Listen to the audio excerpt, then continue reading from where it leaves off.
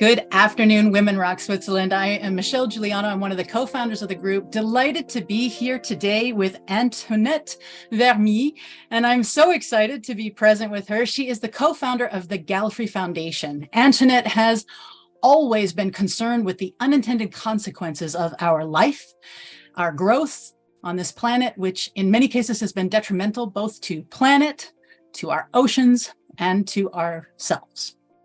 She is a believer in the interconnectedness of all things. And so the Gallifrey Foundation is centering its work on ocean protection and collaborative action. So this means that she's working with a range of partners. She is, always seeking to expand this marine protection through every channel. And so I just want to list some of those. And hopefully today we're going to be able to talk about it. But this is about the negative impacts of fossil fuel extraction. This is about social justice and human health. It's about gender equality, single-use plastics and food packaging. It's about overfishing. It's about sharktivism and deep sea mining. So to save the seas from stressors such as overfishing and marine plastic pollution, her journey has taken her well upstream into the world of human health. And during her research, she learned, and this is present in the book, Inspired Journeys by Women Rock Switzerland and Swiss Made Story, where Antoinette has provided her chapter, Sea Snake in the Ocean Sphere, where she's discussing plastics and how plastics in the ocean are harming humans and getting into our bloodstream. As in the food packaging and in consumer products, we are understanding, really, this is kind of the basis of her story in Inspired Journeys. And if you haven't read her chapter, Sea Snake and the Ocean Sphere, I want you to add it to your reading list or get your copy of the book so that you can join in and be one of the sea campaigners in your action, or just expand your consciousness as we think about these global goals and how Antoinette is really living and breathing life under the sea, so to speak. So Antoinette, thank you so much for joining me today. Thank you, Michelle. And also, I just want to say thank you for the incredible work that you do. It's not only such a constructive and positive space, but I love the fact that you're an incubator for so many women, for so many ideas. And I think that's really important. It's also something, as I said, as part of the gender campaigning that we do. I think that's also so important. So thank you very much indeed. Oh, it's a pleasure. It's a pleasure. Well, I do want to dive straight into your book and your story, because one of the things that I think women and really every gender around the world can learn how or why it might be important to tell your story. So I wonder if you don't mind sharing a little bit about the crux of your story chapter and what it has meant to you. Why did you sign into this project, or what have you gained from taking part in Inspired Journeys? How does it help the Gallifrey Foundation? How does it help you personally? I think, so it was interesting. When I was asked to do this, I was like, oh my God, what have I got to say? This is typical women, which we're not allowed to say, but it was true. There's a lot to say, and we all have a story to tell. But I just didn't want to tell a story. I wanted to pass on something that I had learned. And that is that I'm a mother. And at the time when my kids were young, I didn't know what I know now. And I know it quite well. So it was really important that I wanted women, and particularly young mothers, to be aware of the huge and environmental, social justice and human health impacts of plastics on us, but not just us, on our children and on our children's children. And it's an insidious thing. And the idea is, I want them to understand how it's all connected and what we can do about it, because it's not just my belief is tell people this is the problem, but these are the ways that we can learn, act, and actually start to react to these things, make change. Well, I love that you, and through the foundation, you keep it practical. You even keep it fun. You have some really fun things going on for educators and for children and for listening to the sounds in the sea. And I think it's so important, right? Because we are at a tipping point. There is a crisis on our planet. And when you're an actor in those environments, and your advocacy work is promoting a change, there's a fine line to communicating both the crisis and the empowerment message. If we are not able to, or at least my humble opinion is, if we're not able to foster and cultivate hope and show progress, people can really feel scared, dismayed, and paralyzed to some degree, and that no action can help. This is not a question I prepared you for, but how do you tackle it? How do you balance that for yourself? So this is interesting. At the end of the day, everything that we do is a kind of behavior change. That we're trying to get people to change the way they look at the world. And the way to do that is not through facts. I've now learned we all live in a world of alternate facts. I know them, I know the facts, but it's not going to help. It's narratives, it's storytelling. And I think the way that you can tell a story to different people and different audiences can be so constructive. The problem is you have to tailor it to each group. What is the trigger that's going to make them click? You know, I often say when someone says, I've given up drinking from plastic bottles, I ask, what did it? What was the moment that you went, I'm never going to drink from a plastic bottle again? Because that's the moment. And so those are our sweet spots in the environmental world. When I hear someone go, actually, there's some funny people who say, what would Antoinette do? And I'm like, oh my gosh, I'm on everyone's shoulder at the moment.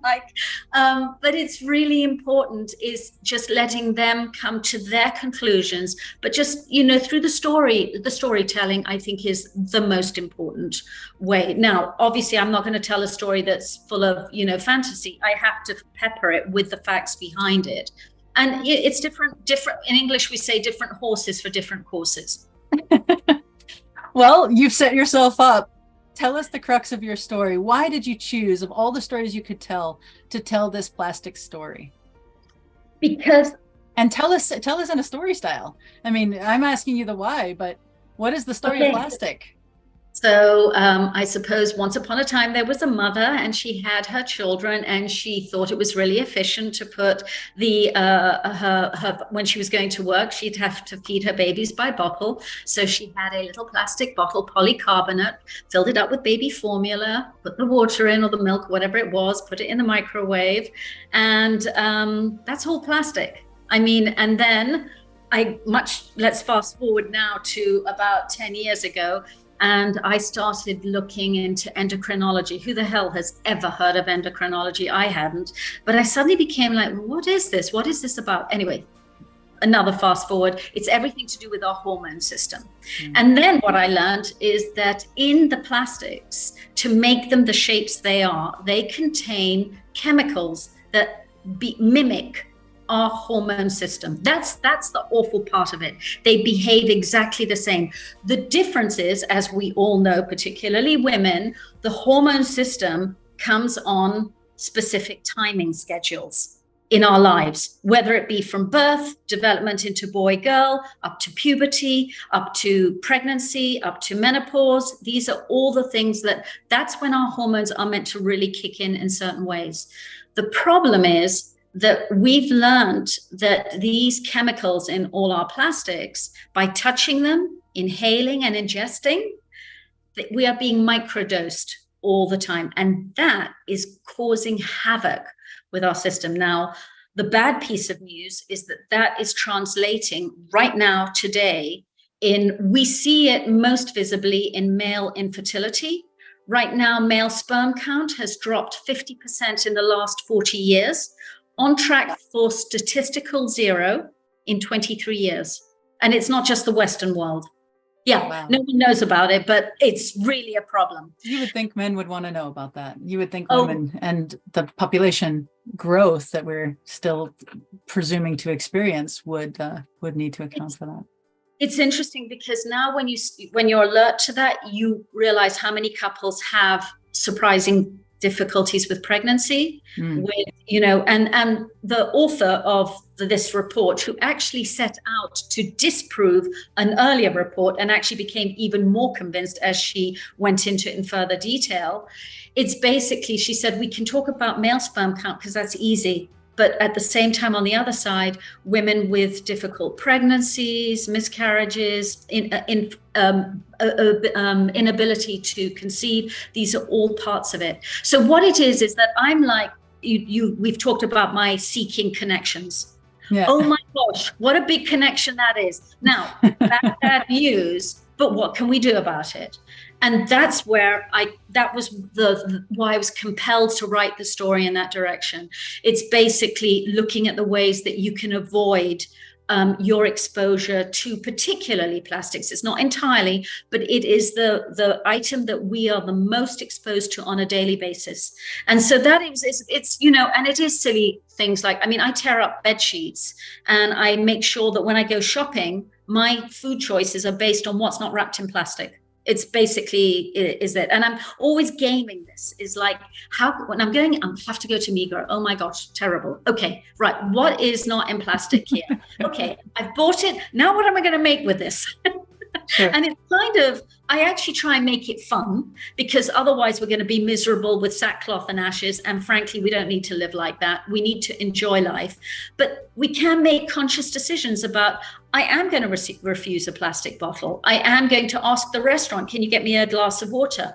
What's wrong with that? Or refill my bottle. Wow. Novel idea. Yeah. Yeah. I mean, so it really is a crisis that can come back to personal choice and volition and to conscious consumerism, right? Or conscious. And by that, I don't just mean spending, I mean what we consume. And I think it's also a consciousness raising exercise, because, I mean, you and I didn't discuss this, but I thought I read somewhere that actually, I hope it wasn't in your story, but maybe it was in your story, but are we consuming like a credit card worth of plastic annually? It's even more than that now. It's even more than that now. We have microplastics in our blood, in our lungs, in our placenta, in our brain. Now it's crossed the blood-brain barrier. Mother's milk. I mean, these are serious. And the problem with these hormones, these endocrine disrupting, mimicking chemicals, is that at a certain moment in pregnancy, when the baby is forming, so maybe you've got your baby in your tummy, that's the moment when either the testes or the ovaries are formed for the next generation. Right. So it's not just your child, it's your grandchild. And that to me is, I mean, had I known that, I suppose maybe I'm probably more extreme about these things, but it's just because I'm passionate, and I'm passionate about researching. I'm passionate about learning and knowledge and trying to understand, but more importantly, what are the answers that anyone can apply? What's an easy fix? Because our lives are complicated. I can't expect everyone to suddenly, you know, clear out. We did a talk last year, and I was talking about Teflon pans, and someone said, okay, I'm going to get rid of my Teflon pans. And I was like, oh my God. No, it was Tupperware. That's it. The Tupperware. No, you can use it in your garage to store your foods or whatever, but don't use it for food. For food intake. Yeah, I think that and that's part of the interconnectedness as well, is how can you reuse and recycle and not be re-consuming and costing the planet in other ways. So it is about consciousness. So thank you for that very sad story, but with a very empowered ending on how we can be more conscious about what we're doing and how we are.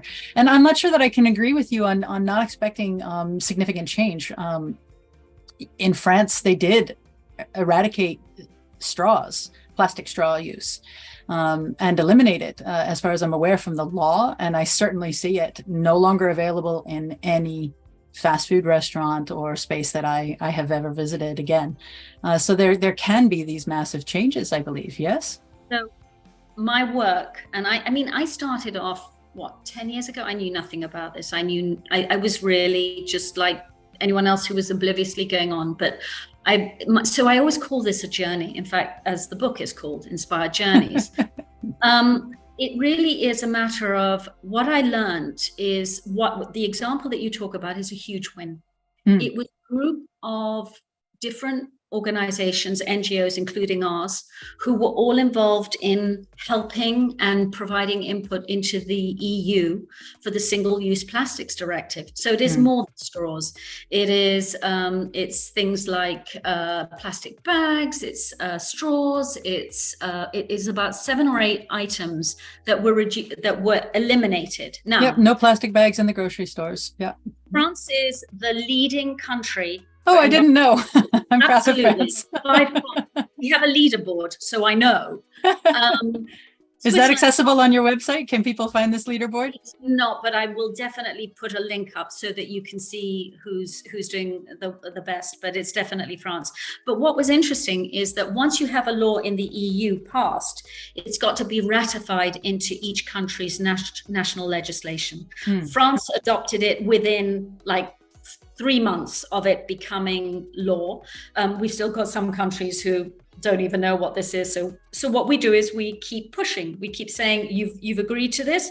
So it's never a matter of, done and fait accompli. You keep pushing, you keep monitoring, you keep making sure that they are accountable, you keep pushing for transparency. Switzerland, amazingly enough, has not done nothing since the Paris Accords were signed for climate.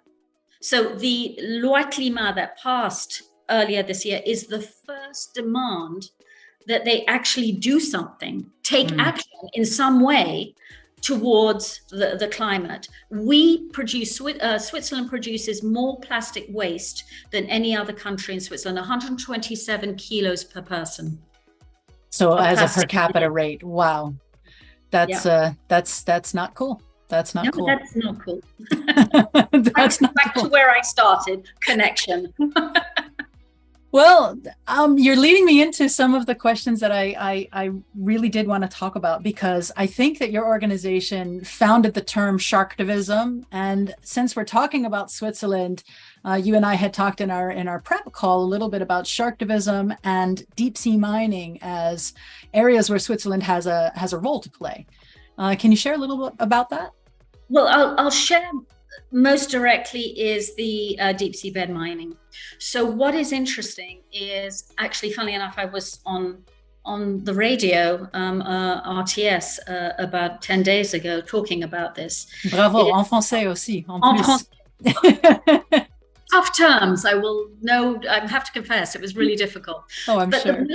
The most important thing is that you sit there and say, what has Switzerland got a role to play in deep sea bed mining? And for those who don't know, at the moment, outside in the Pacific, in one of the deepest parts of the ocean, in 9 days, it's going to be possible, or it's a symbolic threshold, a date by which, instead of going out into the ocean, into the bottom of the seabed, where we are discovering incredible resources, whereas 50 years ago we thought nothing existed because it couldn't. It was too dark, too pressurized, too cold, too whatever.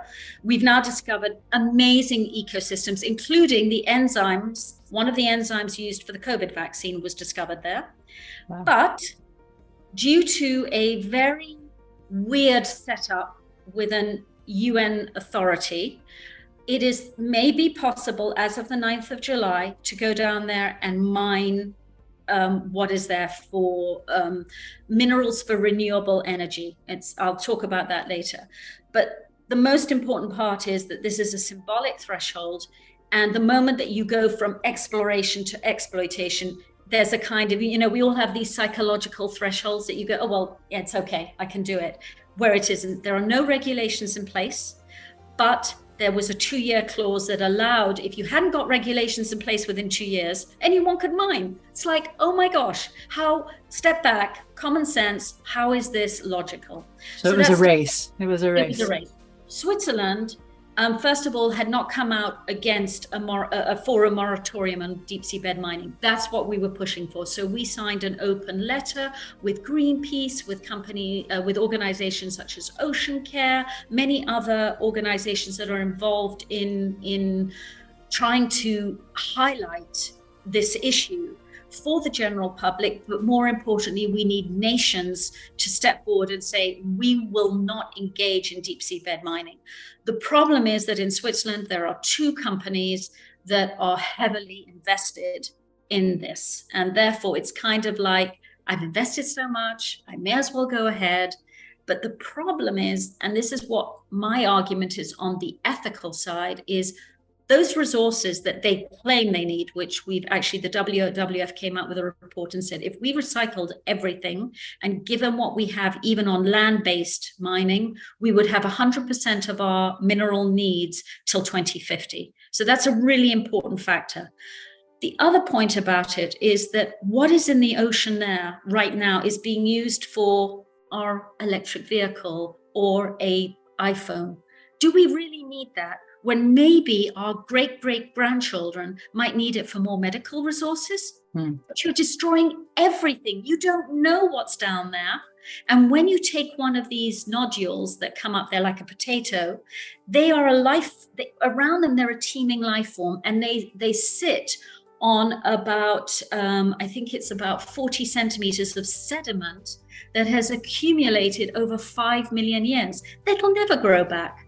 Yeah. So those things, like, are we, where is the common sense being applied here? Where do we sit there and go, okay, this is not good? But inevitably in a group, in a race, there's always someone going, no, I can do this. I can make $1 million. I can make $1 million. I can make $1 billion. And basically that's what it is. It is a few companies who stand to make a lot of money. So Switzerland did come out on June the 28th, saying that they would stand against deep seabed mining, which is great. So the next thing we need to do is get companies as well to say they will not use these minerals. Tesla have definitely said that they will not be using them. So, we're getting more and more BMW as well. So congratulations. Good. Congratulations. I mean, you have a number of wins underneath your belt, right? I mean, in terms of, this is not just ideation. You're an exemplar of ideas becoming things, actually, of imagined realities becoming reality. And I'm highlighting right now the air transport win with the shark fins. Can you tell me a little bit about this? Okay, so we're a sharktivist group. So the way it works is... Say that again, you're a what? Sharktivist. Sharktivist, yes. Sharktivism is the term of the day. And basically what it is fortunately, we hear the figure 50 to 260 million sharks killed a year. And you sit there and you go, well, why is there such... 1,000 or million? Million. Yeah. Every breath you take, 3 or 4 sharks are killed. It's as simple as that. And the reason why is it is driven by a growing market for shark fin soup. But that is one part of it. What there is the supply markets also have to... So the biggest suppliers, Spain, Portugal, and even France, and then Ecuador. So that's where they're all coming from. So what we looked at is, I look at things strategically. That's my sea snake story. So a sea snake in the ocean goes to the top to breathe and looks down at the whole ocean. And then you go down and you go into the weeds and see, okay, what's going on down here? And that's what I do, is I go down into the weeds, go up at the top and say, who's doing what where? Who do we connect with whom? How can we all pool our very limited resources together? And then what are we going to focus on? So basically united we stand, and we really push forward on that. So what we realized is one of the biggest the wheels of efficiency of making this whole awful system work is the transport system. The reality is most of it is shipping, but some of it is air cargo. And we realize that we can get consumers to understand that and make that narrative, that story, because they can feel a part of it. So on a weekend, we developed a website called Fly Without Fins. And you can go onto it and you can look at an airline that you're planning to book, and you can see if they carry fins or not. And you can tweet the airline and go, thank you for not carrying fins, or could you please stop carrying shark fins as cargo? So all of this has been going on for about 3 or 4 years. But about a week ago, we are now strategically targeting the US airlines. We've got about 4 or 5 airlines who had voluntarily said they will not carry shark fins as cargo. But there's some others that have actually not done anything. So we're pushing them to do so. But One World Alliance, so you've got Star Alliance, you've got Sky Team, and you've got One World. One World wrote back to us and they said, all our airlines will not carry shark fins as cargo. That's a huge win. It's a huge win. It was many airlines that people from Swiss base regularly use, and we can feel proud of using those airlines who've made such a commitment. And so thank you for that very pragmatic activist work. And I just want to underscore the very pragmatic, because I think it leads into a woman's aspect of your story, because you introduced us to Elise Buckle, who ended up providing one of the forwards to our collaborative book, Inspired Journeys. And I'm highlighting her because you have co-created She Changes Climate. As a coach, we are always looking for what you said up front, those moments déclic, that moment that makes you change everything, the breaking point or the tipping point or the moment when enough was enough, as you were talking about in the beginning of this conversation. But we're also looking for these opportunities for minimum resistance that can change everything. And I know that it is hard to go land an airline or a suite of airlines to ask them to stop carrying shark fins when it might be a large percentage of their cargo on any given day and therefore part of their profit line or budget. And to create that narrative is no easy task, and to push it over years is no easy task. But it's a little bit like, removing the food vendors after 4 p.m. if you want no riots in your city. Eliminate the food and people get hungry and they go home. And so there are systemic observations and behavioral changes that we can make that can have that positive impact that I think really works. I want to just, in the interest of fairness and equity, I do want to ask you a couple of questions that I've asked some of the others that may be a dramatic pivot from where we are, because I do want to come back to the role of women and She Changes Climate. But for right now, can I ask you, how do you identify culturally? It's an interesting question. I mean, I always consider I come from the most vanilla of the vanilla, and it's wrong. Not that it's wrong. No, that's not fair. I've actually had to learn. I mean, I lived in many different cultures. I'm half Spanish, half English, lived in West Africa, have lived in the Middle East. That started to make me, at a very young age, very aware that my worldview is not always the worldview. And many of us go about thinking that is it. And so I'm always trying to keep learning. I'm actively involved right now in intersectional environmentalism and in climate colonialism, trying to understand my role and how to move forward in that, which is actually a very painful and very difficult exercise. But it's one that it's a bit like if you're going to be a butterfly, you've got to go through that, chrysalis. You've got to suffer.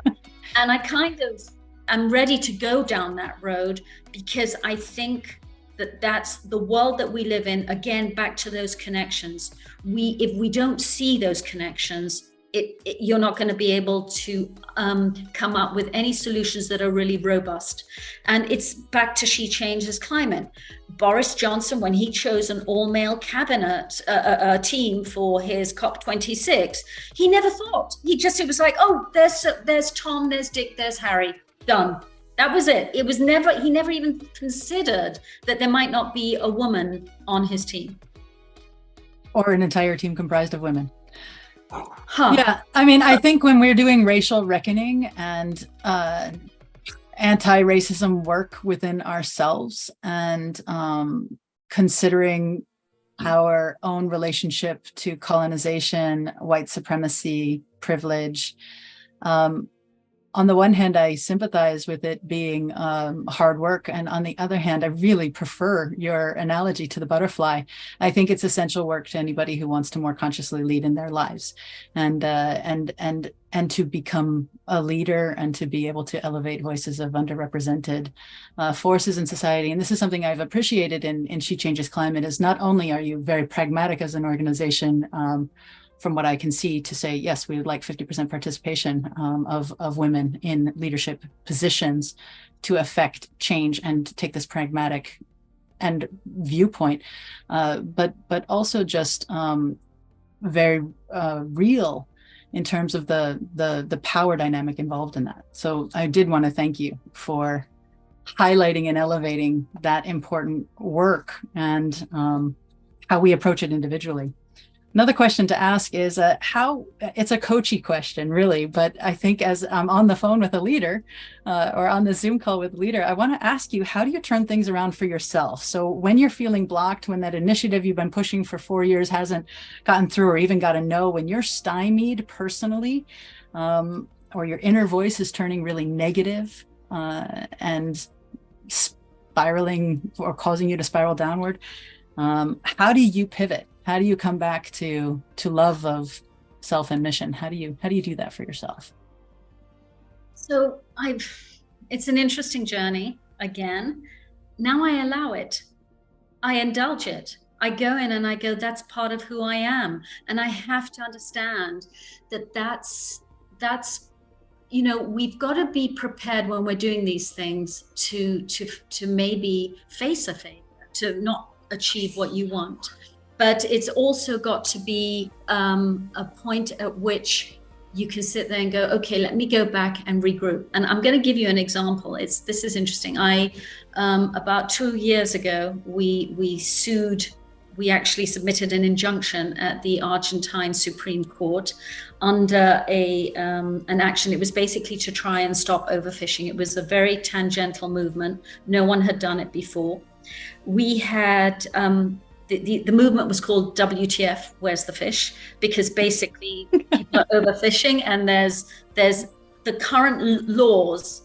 You can always find a way through it. It's literally a colander. If I can't do it this way, I'll be able to do it that way. And everything is geared to over extraction and never to protection. So there was one night I've been asking people, will you co-fund? Will you collaborate with me? No one would, because we were suing a government and they have relations with that government. So they didn't want to be involved. They felt it was too antagonistic. And I said, yes, but you can be the protagonist. You can turn around and say, look at that idiot suing you. Let me tell you what you can do to make your policies better. Anyway, it was April the 16th. I was upstairs in my bathroom alone. I had to pull the trigger. They said, it's now or never. You're going to pull the trigger to say we're submitting the injunction tomorrow. And I was like, no one's backing me. No one in the know seems to support us. Am I being stupid? And I really had that self-doubt. And I just happened to switch on the television and see On the Basis of Sex, the movie about Ruth Bader Ginsburg, when she's walking into the court. And I went, oh my God, it's a sign. Yeah, I'm going for this. And so I pushed the trigger. And in fact, as a result of it, we've had some incredible wins as a result. So, but it could have been, I would have ended up with the biggest egg on my face. And since then, other things that I've proposed, people have looked at me and gone, and I'm like, I don't care. I'm going to try something that is probably high risk. The only person who's going to take the hit is me.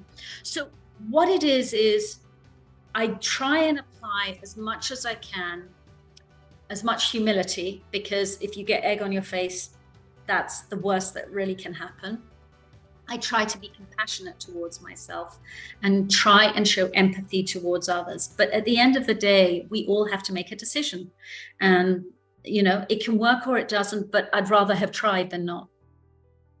I love your alignment in that moment and your ability to hold your values. And I love the example that you set, that dead or living, the fact that Ruth Bader Ginsburg existed, I have her on my desk, the fact, if I want to power up and have my dissenting collar on or be the challenger voice, I know exactly what to do. And so I really resonate with how we need models and mentors and examples on our desk of powerful women who have dared to cut against the grain and live more authentically and in alignment with who they are, or with their organizational values, or with the mission that preserving the planet is fundamental, and preserving oceans is, the lungs of our planet, the oxygen that we breathe, and the basis for all things. One last point, you had talked about us being comprised of 70% water, and you were talking about the connectedness of all things. And I think it bleeds really nicely into this moment, as I add to that a little bit of a question about your legacy and the impact that you hope that your life and your work contributes, or even your story in this book. Tell me a little bit about legacy and this interconnectedness of all things and looking for connections. I think my legacy is that everything on this planet has a right to be here, and we don't give it a voice. So my latest campaign is working with a woman called Jojo Mehta for Stop Ecocide. This is to bring ecocide, which is basically a law for nature, into the International Criminal Court. It would be the fifth crime on the International Criminal Court. And already we've got countries like Vanuatu who are right behind it. The European Union is looking at absorbing the tenets into its constitution. Belgium is behind it. Iceland has just come out. We've got businesses, we've got lawyers. It's a movement. But the one area that had not been addressed, and back to the 70% of our body of water, and the water on the planet is the ocean, is Ocean for Ecocide Law. So we've created a network to try and promote that. And so that to me that's my legacy, is if we got ecocide accepted, it basically gives those that do not have a voice, that are always the collateral damage for profit, a chance to defend their right to exist. I think we must live all our lives conscious of the fact that everything we do takes away from some person or some creature somewhere else. And it doesn't mean we can't do anything, but it just means we need to be more conscious in our decisions of how we live. And do we really need this? Do I really need this? A Nigerian friend of mine told me that his grandfather always used to tell him, walk as though the ground hurts below your feet. It's a very powerful message for me, and it's one that I keep. That is really powerful and very beautiful. And I know you've met along the way. I don't know if you've worked with Nature's Rights. I know that they did succeed in getting a vote and some speaker of water to speak on behalf of a lake, one of the Great Lakes in the United States. And that lake had a vote, like a senator or like a human being would have a vote. But you've actually, you're also, I just want to paint the picture for people that you're not just here on the screen, and you're not just in a boardroom or in these meetings or on the phone dialing, for support, so to speak, or emailing and campaigning. You're also in the sea with the sharks and playing and using your consciousness extended to your eco footprint as well. And so making long staying journeys whenever you go. You've swum with Ocean Ramsey, and you've met Sylvia Earl and some of the most amazing advocates, both for the side of innovation and advocacy and the rights of nature and specifically life under the sea. Can you share a personal, they're heroes of mine. I would love to meet them someday. Can you share a personal tidbit, or what did it feel like to you? Do they meet you with the same energy? I imagine you might meet them. Do they know who you are coming? Because I imagine that's possible too. We know each other. Yes, I know Sylvia quite well, and I'm very honored to be in that position. She's magic. She's magic. She's 87 years old. She's got, I think I have energy. No, she is incredible, but she's driven. And often when I do things, she says, Antoinette, not good enough, not fast enough. And I say, yep, you're right, because we're running out of time. And she is fully aware of that urgency and she will communicate that to people like me, because we're the ones doing things and we need to keep pushing. So I am always driven, literally, with a sense of urgency behind this. Ocean Ramsey is a different kettle of fish. She is amazing. She started swimming with sharks and filming it to try and understand the kinds of behaviors. Sharks, as are all fishes, by the way, I need to say, we all sit there and think a fish doesn't, the 3-second goldfish is absolutely not true. Fishes have social bonds, they have memories, they can calculate mathematical distances and everything in very short times. They can create the most beautiful art. The pufferfish, the fugu fish that we eat in Japan, actually creates the most amazing circular nest, like a mandala almost. It's so beautiful. But started looking at sharks to understand their behaviors, their social hierarchy, how to swim with them safely. So I went in about 2 years ago, and the first time I went in, I was my daughter who said, "Mom, you've got to come swimming with me." I was like, "What the hell am I doing?" Anyway, jump in, beautiful mother, jump in with the sharks. And I went in and I just entered this blue world with sunlight and these sharks. And I was crying underwater. It was like a cathedral of something, some connection that I cannot explain, but it is beyond, it's like if you saw, most people would say, if I was face to face to a tiger in the wild, that beauty, that rawness, that savageness, that danger, it was all of that. Anyway, roll on 2 years, okay? And we were with some friends, we took them out shark diving last summer, and 3 tigers come along. And what do? Tiger sharks, okay? And I'm like, yay, jump on it. And I'm like, as I'm jumping in, I'm going, hang on, what's going on here? But it's because I know that there's a risk. I have a sense of anxiety, but I also have a sense of awe, majesty, and I have a sense of, I want to learn the social behavior of all creatures. We think creatures don't have social bonds and characters. Even a cow, a pig, they are amazing. You have them as pets. They jump around like dogs. Yeah. So this idea that we think, we put them in this box and say they're this, that's not what this is about. And Ocean for Sharks has done a massive amount of work in educating and inspiring people to view sharks not as something to be killed, not as a killer, but as something that is part of our ocean system that is so vital. I am so glad I asked one more question. I could go on all day with you, but I want to respect your time, and I want to thank our audience for tuning in. You have been an incredible guest and interviewee. If you haven't got your copy of Inspired Journeys, do go get your copy and get to know Antoinette Vermilye in the book, even better with the English pronunciation. Get to know her work, follow and connect. You can find her, of course, on LinkedIn. I know that she is really open and transparent and approachable. If you have an idea, they also invest and have some things, but take a look at flywithoutfins.org. Make sure the airline you're flying on this summer is Flying Without Fins. And take a look at the plastics petition in Switzerland, which I'll provide a link for at the bottom, but it's part of oceancare.org. And I'll provide it in the show notes for both the YouTube channel and for Women Rock Switzerland. Thank you so much. I'm infinitely grateful for your time and for your experience and for your sharing and for your wisdom and for your participation in the collaborative book, Inspired Journeys. Thank you. Thank you so much, Michelle. And thank you for all the opportunities that you create for all women. I really appreciate it. My pleasure. Our pleasure.